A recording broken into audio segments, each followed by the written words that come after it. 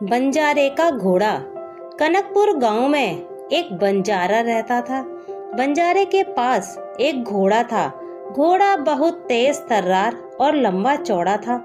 एक बार की बात है, बंजारा अपने घोड़े पर बैठकर अपने मित्र से मिलने बहुत दूर किसी गांव में जा रहा था। वहां तक पहुंचने का रास्ता जंगल के बीच से होकर गुजरता था। जंगल में बहुत सारे चोर, डाकू और लुटेरे रहा करते थे। जंगली जानवर का भय तो अलग से हुआ करता था। बंजारा घोड़े के ऊपर बैठकर अपने मार्ग के लिए निकल चुका था। जंगल के बीचों बीच उसे अचानक एक तालाब दिखाई दिया। उसने सोचा, चलकर थोड़ा पानी पीता हूँ और घोड़े को भी पानी पिला देता हूँ। यही सोचकर वह वहां रुककर पानी पीने लगा। तभी उसे एक आवाज सुनाई दी, अरे भाई, कोई बचाओ, मुझे यहाँ से बाहर निकालो। बंजारा यह सुनकर अचंभे में पड़ गया। भला इतनी सुनसान जगह पर कौन हो सकता है? तभी उसकी नजर बगल में बने गड्ढे पर गई। गड्ढे में एक बूढ़ा आदमी दिखा। बूढ़ा आदमी, मुझे यहाँ से बाहर निकालो, मैं कई दिनों से भूखा प्यासा इस गड्ढे में फंसा हूँ। बंजारे को उस बूढ़े आदमी पर दया आ गई।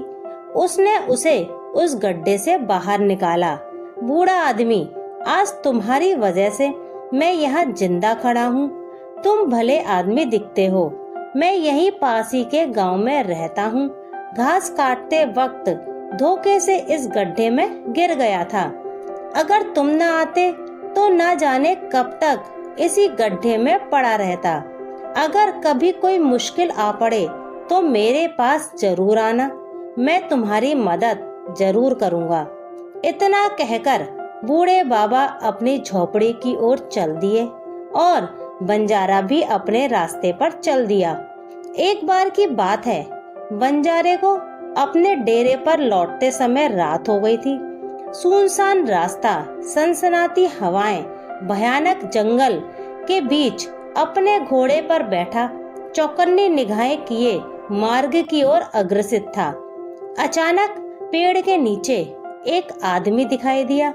उस आदमी ने बंजारे को टोका, अरे इतनी रात में कहाँ जा रहे हो? जंगल की राह, उस पर अकेले?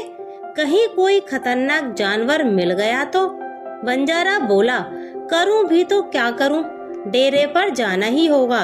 वह आदमी बोला, मेरा गांव पास में ही है, चलो मेरे साथ रात भर रुकना, सुबह अपने डेरे पर चले जाना। बंजारे ने कहा, तुम बेकार में परेशान होते हो। आदमी ने कहा, परेशानी की क्या बात है, तुम मेरा घर थोड़ी ना साथ में ले जाओगे। बंजारा उसकी मीठी बातें सुनकर उसके जाल में फंस गया। उस आदमी ने बंजारे को अपने घर पे ले जाकर खूब आपभगत की। घोड़े को भी एक खूंटे से बांध दिया। घोड़े को दाना भी खिलाया। बंजारे को खाट पर सुलाया और स्वयं जमीन पर सो गया। बंजारा मन ही मन सोचता रहा, कितना भला आदमी है। यह सोचते सोचते बंजारा चैन की नींद सो गया। सवेरे मुर्गे ने बांग दी तो बंजारे की नींद खुली।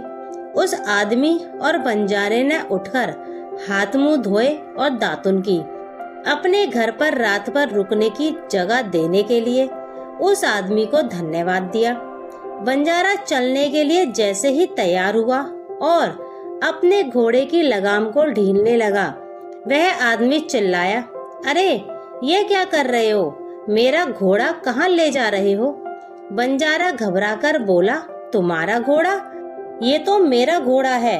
वह आदमी डांटते हुए बोला, चुप रहो, यह घोड़ा मेरा है। अभी कल रात को ही तो मेरे खूंटे ने इस घोड़े को जन्म दिया है। खूंटा भी मेरा, घोड़ा भी मेरा। यह सुनकर तो बंजारे के होश ही उड़ गए। ये कैसी मुसीबत गले आ पड़ी है? बंजारा बोला, अरे भाई, हंसी ठिठोली मत करो, घोड़ा मेरा है। अभी रात में ही तो मैं इस पर बैठकर तुम्हारे घर आया था। वह आदमी मानने को तैयार ही नहीं था। दोनों आपस में झगड़ने लगे।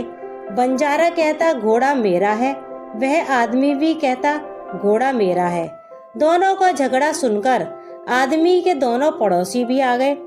बंजारा पड़ोसियों से कहता है, देख लो भैया कैसा अंधेर है। ये आदमी बोलता है कि कल रात को ही मेरे खूंटे ने इस घोड़े को जन्म दिया है। अब आप ही बताइए भला खूंटा कैसे किसी घोड़े को जन्म दे सकता है? यह घोड़ा मेरा है। बंजारे को क्या मालूम था कि वह आदमी और उसके दोनों पड़ोसी ठग हैं, जो मिलजुल कर सीधे साधे आदमियों को ठगा करते हैं। उन दोनों ने ठग के ही हाँ में हाँ मिलाई और बंजारे को डरा धमका कर भगा दिया। मुसीबत का मारा हैरान परेशान बेचारा बंजारा करे भी तो क्या करे। बंजारे को तभी बूढ़े बाबा की याद आई। वह जंगल में तालाब के पास बूढ़े बाबा की झोपड़ी को खोजते हुए पहुंचा। बंजारे ने बूढ़े बाबा को आवाज लगाई।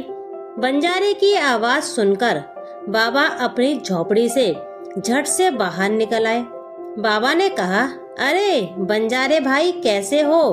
बंजारे ने घोड़ा छीने जाने की सारी कहानी सुनाई। बाबा बोले, चिंता मत करो, उन ठगों को ऐसा सबक सिखाऊंगा कि जिंदगी भर याद रखेंगे। दूसरे दिन बाबा और बंजारा उस गांव के मुखिया के पास गए और जाकर अपनी समस्या बताई और घोड़ा वापस दिलाने की विनती की। मुखिया ने पंचायत बैठाई और घोड़ा समेत उन लोगों को भी बुलाया। मुखिया ने ठग से कहा, तुमने बंजारे का घोड़ा क्यों ले लिया? ठग, मुखिया जी घोड़ा मेरा है। अभी कल रात को ही तो मेरे खूंटे ने घोड़े को पैदा किया है। इस बात की गवाही उन दोनों पड़ोसियों ने भी दी। हाँ, ऐसा ही हुआ था। मुखिया ये सुनकर सोच में पड़ गया। मुखिया जानता था कि यह आदमी और इसके दोनों पड़ोसी चोर हैं, मिलजुल कर सीधे साधे लोगों को लूटते हैं और झूठी गवाही के कारण हर बार बच जाते हैं। बाबा यह सब छल कपट देख रहा था। उसने सोचा मौका है। वह झूठ मूठ का सोने का नाटक करने लगा। मुखिया बाबा को जगाकर पूछता है, तुम किस लिए आए हो और यहाँ सो क्यों रहे हो? बाबा बोला, मुखिया जी मैं जंगल में तालाब के किनारे रहता हूँ। कल रात आपके गांव के ये आदमी घोड़े पर बैठकर आए थे और तालाब के पानी में आग लगा दी थी। जब मैं पानी में लगी आग को बुझाने लगा तो ये लोग मेरी 1000 अशर्फियाँ चुराकर भाग गए। मैं यहाँ अपनी अशर्फियों के लिए आया हूँ, इनसे मेरी अशर्फियाँ दिला दीजिए। मुखिया बाबा की बात समझ गए। उन्होंने ठगों से कहा, तुम लोग इस बूढ़े आदमी की 1000 अशर्फियाँ लौटाओ। ठग बोले, मुखिया जी यह बूढ़ा झूठ बोल रहा है, हमने कोई भी अशर्फियाँ नहीं चुराई हैं। बूढ़ा बाबा, इन्होंने ही चुराई हैं। मैंने अपनी आंखों से कल रात को चुराते हुए देखा है। ठग बोले, नहीं यह झूठ है। अब आप ही बताइए भला पानी में आग लगती है क्या? बाबा ने कहा, जब लकड़ी का खूंटा जीते जागते घोड़े को जन्म दे सकता है तो पानी में आग क्यों नहीं लग सकती? मुखिया बोले, इनका कहना ठीक है। जब खूंटे का घोड़ा हो सकता है तो पानी में भी आग क्यों नहीं लग सकती? या तो घोड़ा इस बंजारे को लौटाओ या 1000 अशर्फियाँ दो। अब क्या? इतना सुनते ही ठगों के होश ही उड़ गए। ठगों ने बंजारे का घोड़ा लौटाया और मुखिया ने ठगों को गांव से बाहर निकलवा दिया। बंजारा बाबा की चतुराई की बड़ाई करता हुआ अपने डेरे की ओर लौट गया।